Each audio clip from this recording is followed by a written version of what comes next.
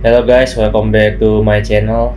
Hari ini saya akan menunjukkan kepada kalian sebuah film thriller horror misteri dari Korea tahun 2020 berjudul The Call. Bercerita tentang dua orang di waktu yang berbeda dan dapat terhubung melalui sambungan telepon. Lini waktu yang berbeda itu berjalan beriringan sehingga ketika ada perubahan di masa lalu, maka akan segera berdampak di kehidupan yang sekarang. Dan masalah timbul ketika mereka mengubah jalan takdir yang telah ditentukan. Adegan dimulai dengan seorang perempuan membawa koper dan berjalan kaki, kemudian naik sebuah mobil. Perempuan tersebut bernama Seo Hyun. Percakapan pun mulai terjadi. Supir yang membawa mobil adalah paman Park Jun Ho, yang bekerja sebagai petani stroberi.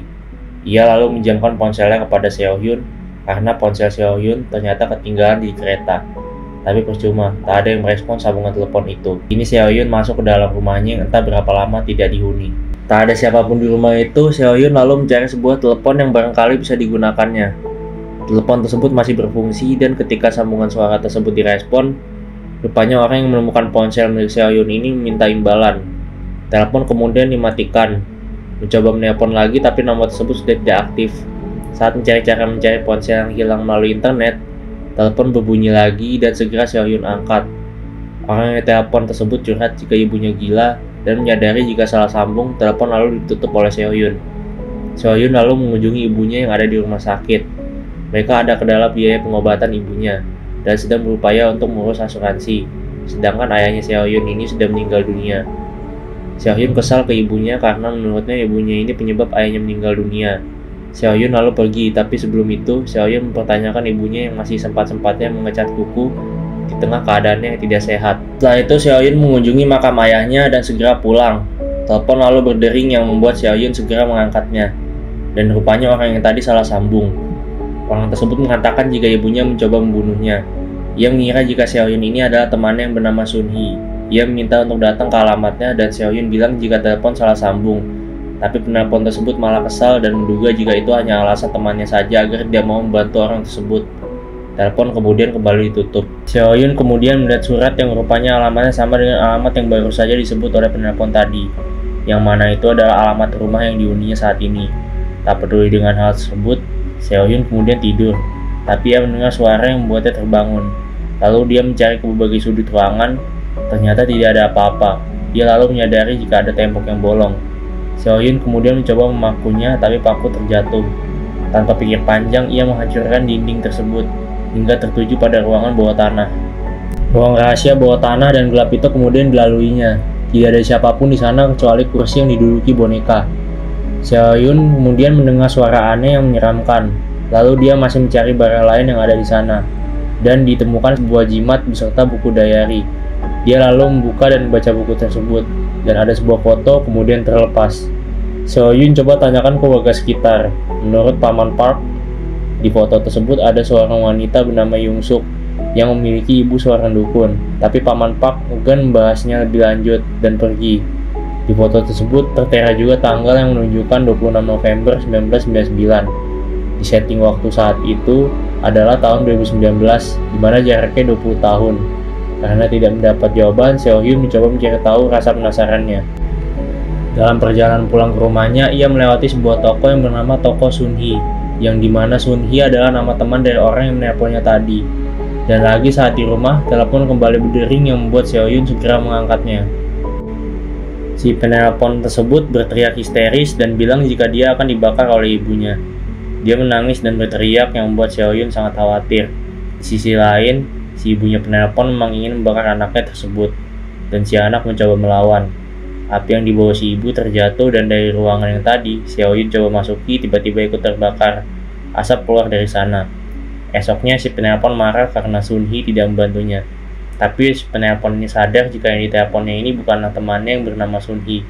Begitupun Seo Hyun, ia menyadari jika telepon tersebut rupanya terhubung ke waktu yang berbeda. Awalnya penelpon yang bernama Young Suk ini mengira Seo Hyun ini memata-matainya. Tapi Seo Hyun bilang jika mereka tinggal di rumah yang sama namun dengan waktu yang berbeda. Mereka hidup beriringan, merasa tak percaya dengan ucapan Seo Hyun. Young Suk kini menutup teleponnya. Namun Seo Hyun segera membuka internet dan mencari kejadian besar yang akan terjadi di masanya Young Suk, di mana akan ada kecelakaan pesawat di malam waktu Young Suk nanti.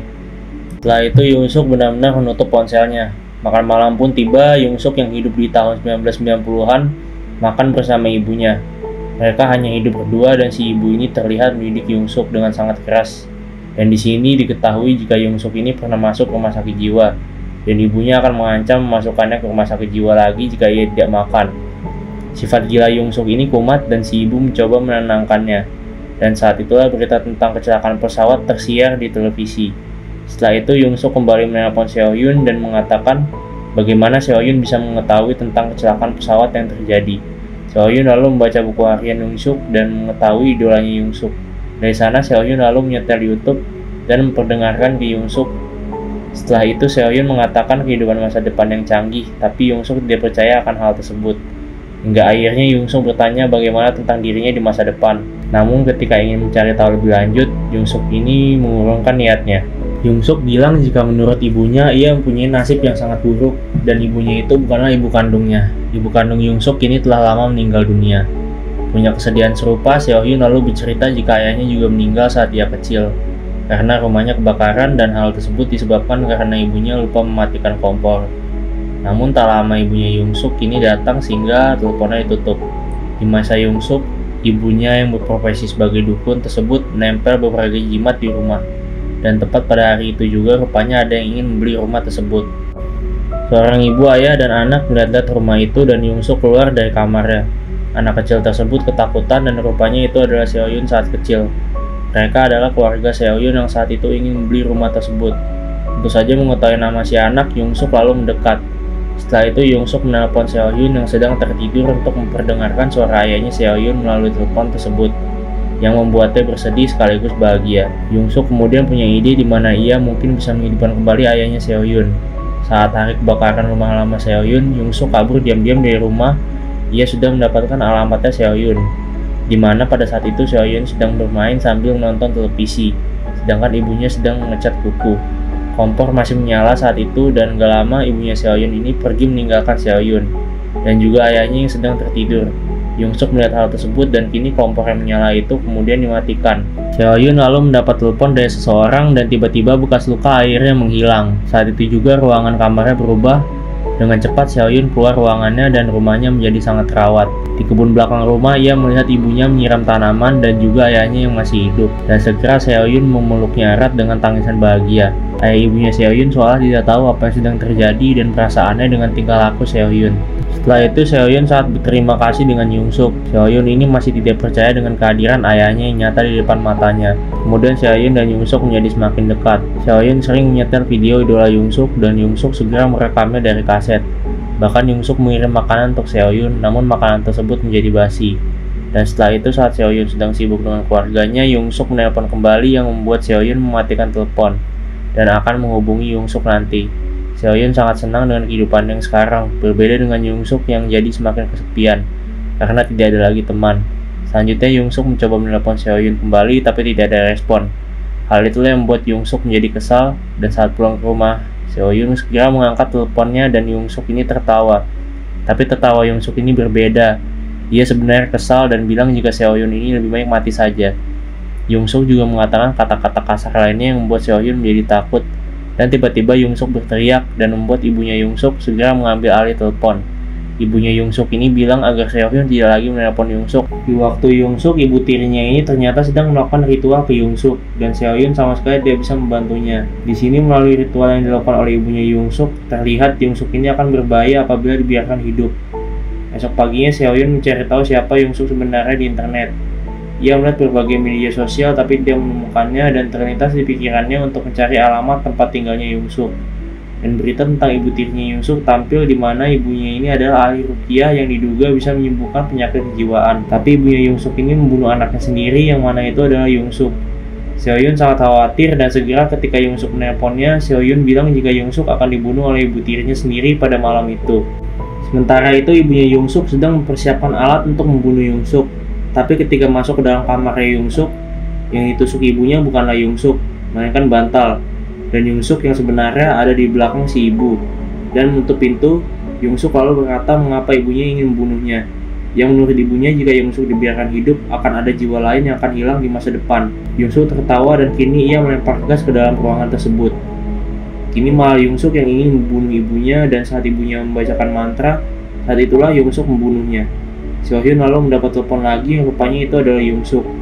Young-suk bilang jika dirinya baik-baik saja dan seperti terlahir kembali. Hidup dengan bebas di hari itu, Young-suk lalu pergi menikmati harinya sebagai orang biasa. Ia benar-benar merasa bebas. Di waktunya Seo-hyun, paman Park yang tua datang membawa stroberi. Sementara itu di waktunya Young-suk, paman Park yang muda juga datang membawa stroberi. Ia mendapati Young-suk berpenampilan berbeda dari hari biasanya. Young-suk lalu membawa si paman masuk ke dalam rumah, dan saat melihat ke dalam kulkas, si paman mendapatkan kantong plastik Young-suk yang salah satunya terjatuh. Dan ketika dilihat, itu adalah bagian tubuh seseorang yang membuatnya ketakutan. Paman menanyakan daging dalam plastik tersebut yang membuat Young-suk jadi kesal. Tiba-tiba telepon berdering di waktunya Seo-hyun, di mana yang menelpon adalah paman Park yang meminta tolong. Tapi sambungan tiba-tiba tertutup, yang membuat Seo-hyun ini jadi bingung, dan ketika kembali ke ruangannya, ia menanyakan ketidakhadiran paman Park yang sudah tidak ada lagi di sana. Ketika bertanya ke orang tuanya, mereka malah tidak tahu siapa paman Park. Dan Seo-hyun akhirnya mencari tahu sendiri dengan datang ke kebun stroberi yang ternyata tempat tersebut tidak ada siapa-siapa. Seo-hyun lalu datang ke kantor polisi, tapi mereka semua tidak tahu apa-apa soal paman Park dan juga kebun stroberi.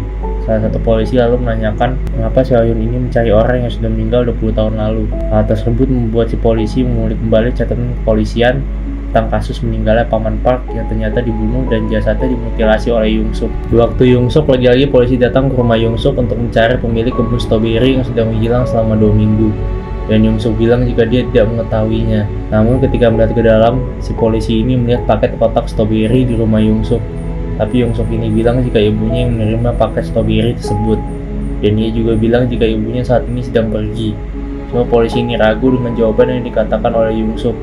Polisi tahu jika Young-suk ini sedang menutupi sesuatu.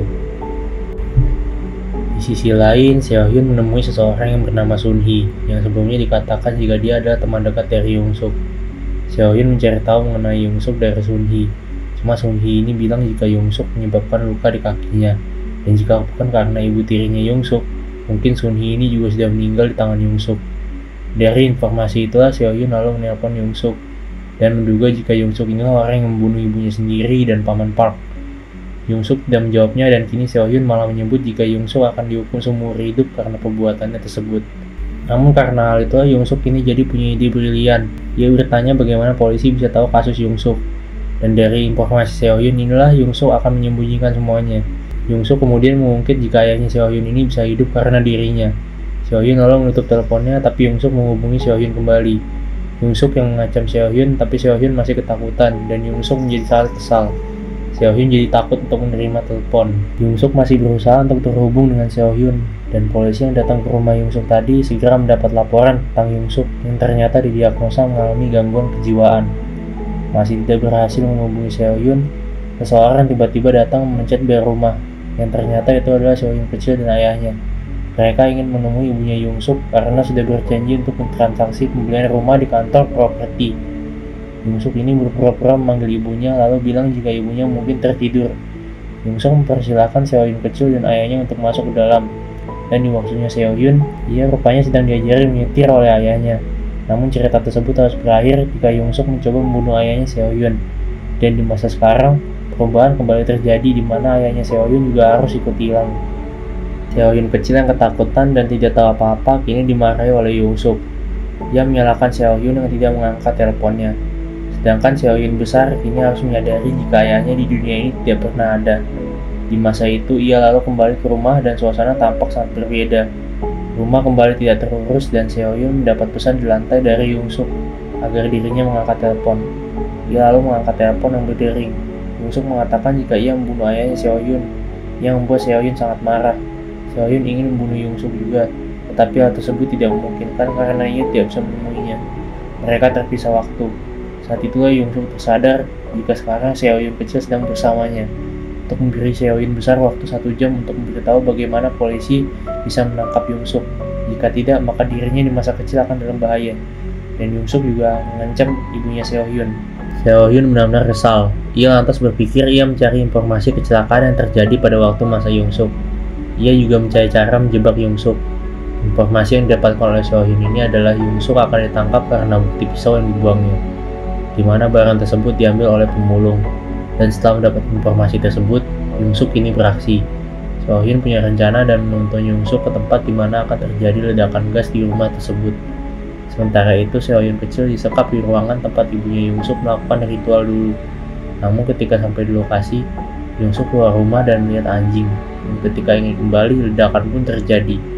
Menunggu telepon kembali masuk yang membuat Seo-hyun ketakutan. Kini Seo-hyun hanya bisa menangis dan telepon yang masuk segera diangkat. Di mana itu rupanya Seo-hyun kecil yang minta tolong ke Seo-hyun besar. Namun di balik itu ada juga kehadiran Young-suk di sana.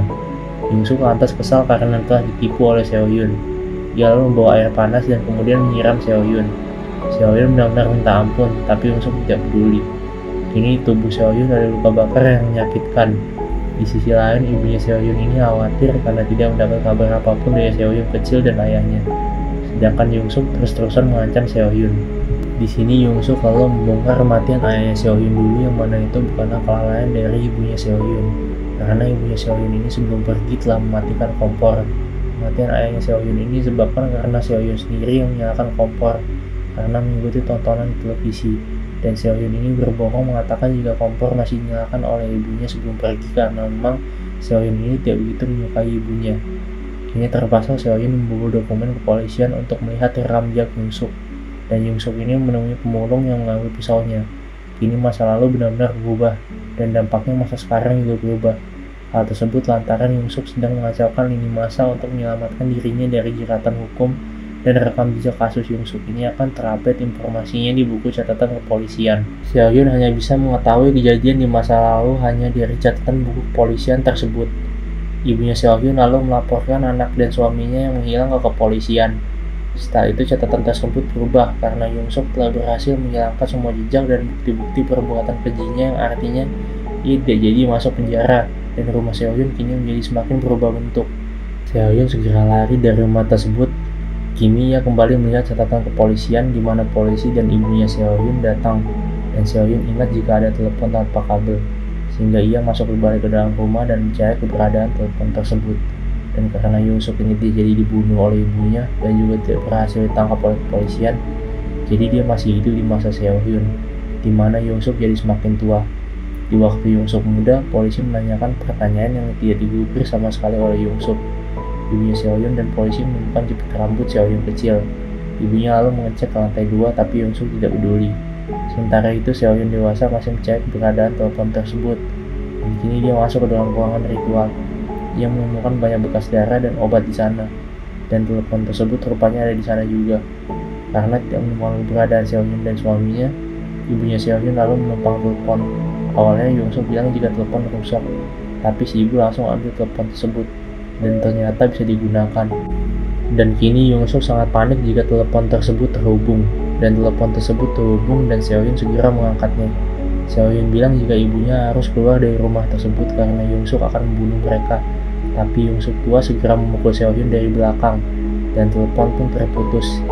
Ibunya bilang jika penelpon mengatakan jika dia adalah anaknya dan menyuruh keluar dari rumah tersebut. Tapi terlambat, si polisi dibunuh oleh Young-suk. Young-suk meminta teleponnya kembali. Kini Young-suk tua dan Seo-hyun dewasa saling berebutan telepon. Pertarungan terjadi dan Seo-hyun berhasil mengambil telepon dan segera pergi. Young-suk tidak tinggal diam. Dia mengejar Seo-hyun dengan pisaunya. Begitupun ibunya Seo-hyun yang juga lari dari kejaran Young-suk. Telepon kini berdering dan ibunya Seo-hyun kini menelpon Seo-hyun. Ibunya meminta pertolongan dan Seo-hyun menyuruh ibunya melawan dengan senjata yang ada, tapi saat ingin melawan, Young-suk membawa Seo-hyun kecil yang membuat si ibu menenangkannya. Di belakang, Young-suk sudah siap dengan senjatanya. Dia ingin membunuh ibunya Seo-hyun, tapi ibunya berhasil menahannya. Pertarungan terjadi di dalam ruangan, dan Young-suk kini masih selamat dengan darah yang memenuhi tubuhnya. Kini ia mendekat ke Seo-hyun kecil, dan Young-suk tua masih tetap ingin membunuh Seo-hyun dewasa. Tapi ibunya Seo-hyun kecil datang dan terjun bersama dengan Young-suk di lantai tersebut. Young-suk tua tiba-tiba hilang di hadapan Seo-hyun dewasa. Ia segera berlari pergi ke rumah sakit dan mencari keberadaan ibunya, tapi tidak ditemukan. Dia lalu mencari ke kantor polisi, tapi hasilnya juga nihil. Hingga ketika Seo-hyun di makam ayahnya, ibunya hadir tiba-tiba, yang artinya di masa lalu ibunya ini selamat. Dia melihat bekas luka ibunya dan Seo-hyun pun menangis. Bertanya mengapa ia menangis. Seo-hyun senang ibunya masih hidup. Mereka lalu pulang bersama. Tetapi sebenarnya sebelum itu, di end credit scene diperlihatkan saat Young-suk tua dan Young-suk muda hadir, dan berada di waktu yang berbeda, mereka sudah saling berkomunikasi terlebih dahulu melalui sambungan telepon. Sehingga Yongsuk tua ini mencari jalan keluar agar dirinya di masa muda bisa lolos dari kematian dan juga dari jeratan hukum. Yongsuk tua mengatakan agar Yongsuk muda bisa selamat, maka jangan pernah meninggalkan teleponnya, dan saat terjatuh dari lantai dulu, sebenarnya Yongsuk belum meninggal. Dan di masa ini tiba-tiba ibunya Seohyun meninggal yang membuat Seohyun pulang sendirian. Sedangkan Seohyun yang muda masih disekap di ruang bawah tanah sampai akhirnya dia sudah beranjak dewasa dan cerita pun berakhir. Sebenarnya di film ini banyak adegan yang memaksa otak buat mikir, tapi film ini sangat saya rekomendasi untuk ditonton. Intinya adalah waktu yang berjalan di masa Seohyun dewasa berjalan sejalan dengan waktu di masa Yongsuk muda, sehingga apa yang dilakukan oleh Yongsuk di masanya akan membuat segala perubahan yang terjadi di waktunya Seohyun. Jadi ketika Yongsuk membunuh orang-orang di masanya, maka orang-orang tersebut akan dihapus keberadaannya di masanya Seohyun. Dan ketika Yongsuk gagal dibunuh dan gagal ditangkap polisi, artinya Yongsuk ini masih hidup juga di masanya Seohyun dewasa. Dan agar Seohyun ini tidak mengacaukan rencananya Yongsuk, maka Yongsuk menyekap Seohyun kecil di basement hingga dia beranjak dewasa. Nah guys, itu tadi film The Call dari Korea Selatan di tahun 2020. Sebuah film kreatif yang cukup menarik dan membuat kita mikir terus dengan endingnya. Secara keseluruhan, film ini dibuat sedikit berbeda dengan film The Caller, namun tetap dengan konsep yang sama. Oke guys, terima kasih sudah menonton dan sampai jumpa di video selanjutnya. Dadah!